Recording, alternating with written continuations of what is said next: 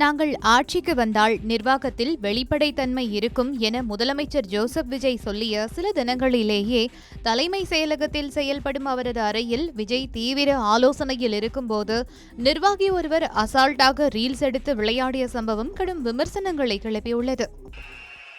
தமிழ்நாடு பொறுத்த வரைக்கும் யாரையாவது போய் ஏதாவது சந்திக்கணும் அப்படின்னா இந்த மூஞ்ச மூடிக்கிட்டு போய் சந்திக்கிறதோ,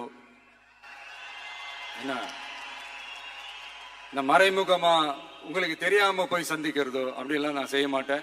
எதுவா இருந்தாலும் வெளிப்படையாக ஒளிவு மறைவு இல்லாம தான் நான் செய்வேன்.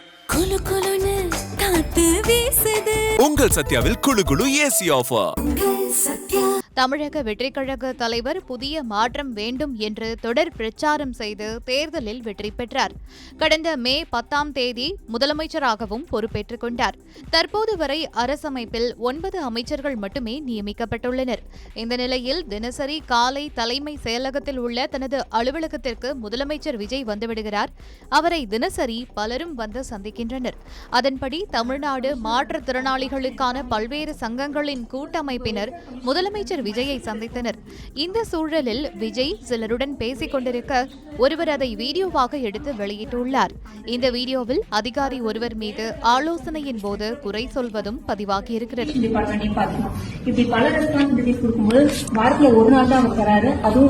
தமிழ்நாடு மாற்றுத்திறனாளிகள் சங்கத்தினர் சந்திப்பின் போது இந்த வீடியோ எடுக்கப்பட்டுள்ளது. இந்த ரீல்ஸ் தற்போது சமூக வலைதளங்களில் பின்னணி இசையுடன் இணையத்தில் வைரலாகி வருகின்றது.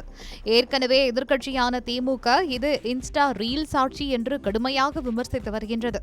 சட்டமன்றத்தில் எதிர்க்கட்சித் தலைவர் உதயநிதி ஸ்டாலினும் பேசியிருந்தார். இந்த நிலையில் முதலமைச்சர் அறையிலேயே ரீல்ஸ் எடுத்திருப்பது பேசு பொருளாகியிருக்கிறது. இந்த ரீல்ஸுக்கு கண்டனங்கள் எழுந்து வரும் நிலையில் ரீல்ஸ் எடுத்தவர் யார், அவர் மீது ஏதேனும் நடவடிக்கை எடுக்கப்பட்டுள்ளதா என எந்த விளக்கத்தையும் தமிழக அரசு இதுவரை அளிக்கவில்லை. ஆனால் மாற்றுத்திறனாளிகள் சங்கங்களின் கூட்டமைப்பு தலைவர் சிம்மச்சந்திரன் தான் இந்த வீடியோவை எடுத்துள்ளார் எனவும் முதலமைச்சர் விஜயின் உரிய அனுமதி பெற்ற பிறகே அந்த வீடியோ எடுக்கப்பட்டதாகவும் தகவல்கள் வெளியாகியுள்ளன.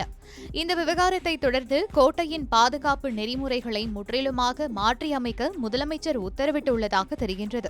இதுவரை முதலமைச்சரை சந்திக்க வரும் விஐபிக்கள் மற்றும் அமைப்பின் பிரதிநிதிகள் தங்களின் மொபைல் போன்களை வெளியே வைக்க தேவையில்லை என்ற தளர்வு இருந்தது.